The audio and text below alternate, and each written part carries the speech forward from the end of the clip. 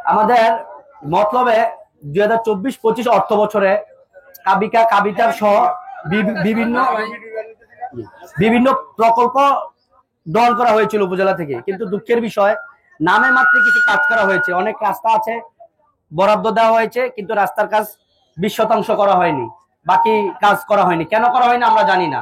আমরা যখন সরজমিনে উপজেলায় কথা বলতে গেছি, ইউনু মহোদয়ের সাথে যখন কথা বলেছি, উনি বলছে পিএউর সাথে যোগাযোগ করতে, পিএউর সাথে কথা বলতে গেলে সভাপতির সাথে যোগাযোগ করতে, যে প্রকল্পের যে সভাপতি ওনাদের সাথে যোগাযোগ করলে দেখা গেছে ওনারা বলছে আমরা করতেছি, কিন্তু আমরা খোঁজ নিয়ে জেনেছি যে টাকা উত্তোলন হয়ে গেছে। আমাদের মূল বিষয়টা হচ্ছে যে এই যে দুর্নীতিগুলো হচ্ছে, সকলের যোগ সাজসে এই দুর্নীতি হচ্ছে। আমরা তো প্রত্যেকে এই দুর্নীতির বিরুদ্ধে, এবং আমরা রক্ত দিয়েছি, ঘাম দিয়েছি, শ্রম দিয়েছি এই দুর্নীতির বিরুদ্ধে। আর একটা পরিতাপের বিষয় যে আমি ঊর্ধ্বতন কর্তৃপক্ষের কাছে একটা বিনীতভাবে অনুরোধ জানাবো যে আমার বাড়ি যদি মতলব হয় তাহলে তো আমি কোনোভাবেই দাউদকান্দি উপজেলায় চাকরি করতে পারি না। পাশাপাশি একজন কর্মকর্তা যার বাড়ি গজারিয়াতে, যার বাড়ির লোকজন বা যারা স্থানীয় এলাকার লোকজন মতলবে এসে বাজার করে, যে কিনা ছোটবেলায় একটা দীর্ঘ সময় মতলবে তার শৈশব কাটিয়েছে, এবং সে আমরা যে কোনো মাধ্যমে জানতে পেরেছি সে প্রাথমিক শিক্ষাটা মতলবে সে পড়াশোনা করেছে। এমন একটা ব্যক্তিকে যদি আপনি মতলবে কর্মকর্তা হিসাবে নিয়োগ দেন তাহলে সে কি করবে? এখানে স্বজনপ্রীতি হবে, মতলবে স্বজনপ্রীতি পর্যন্ত আমরা দেখতে পেরেছি। এবং মতলবে অধিকাংশ লোক, আপনি যে নেতার কাছে যান তাকে সবাই মামা বলে, কিসের মামা আমার জানা নাই। তো এই মামা ক্ষেত্র যে পিআইইউ মতলবকে ধ্বংস করছে, মানে সেটা আর বলার অপেক্ষা রাখে না। আমরা আরো কিছু খোঁজ নিয়েছি, কিছু মসজিদের বরাদ্দ দেওয়া হয়েছে 1 লক্ষ টাকা বা 1.5 লক্ষ টাকা, সেখানে দেখা গেছে মসজিদ কর্তৃপক্ষ মাত্র 50,000 টাকা পেয়েছে। আমার বাড়ির রাস্তা সব বাদ দেন, আমার বাড়ির রাস্তা গত ডিসেম্বরে বা জানুয়ারিতে একটা 2.5 লক্ষ টাকার বরাদ্দ হয়েছে, আমার বাড়ির রাস্তা স্টিল নাও হয় নাই। মানে আমরা যুদ্ধ করেছি, আজকে আমাদের জন্য তারা স্বাধীনভাবে বাক স্বাধীনতা দিয়ে তারা সবকিছুতে অংশগ্রহণ করতে পারছে, সে আমার রাস্তাটা করে নেই। আমার রাস্তা এখনো পানির ভিতরে ডুবা। তো আমি আর বাকি সব প্রমাণ বাদ যে আমার বাসার রাস্তা যে করতে পারে নাই, আমাদের গ্রামের রাস্তার যে সংস্কার করতে পারে নাই, সে মতলবে বাকি কি উন্নয়ন করছে আমার জানা নাই।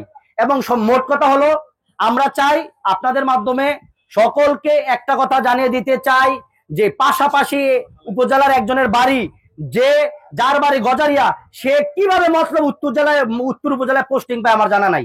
অনতিবিলম্বে ছাত্র জনতা এবং এলাকাবাসীর পক্ষ থেকে আমি জোর দাবি জানাচ্ছি, অনতিবিলম্বে পিআইইউ কে অব্যাহতি দিতে হবে, আর নয়তো মতলব উত্তর উপজেলা থেকে তাকে অপসারণ করতে হবে। দেখা যায় তিনি ছিলেন ছাত্রলীগের নির্দিষ্ট সংগঠনের রাজনীতি জড়িত সাথে ছিল।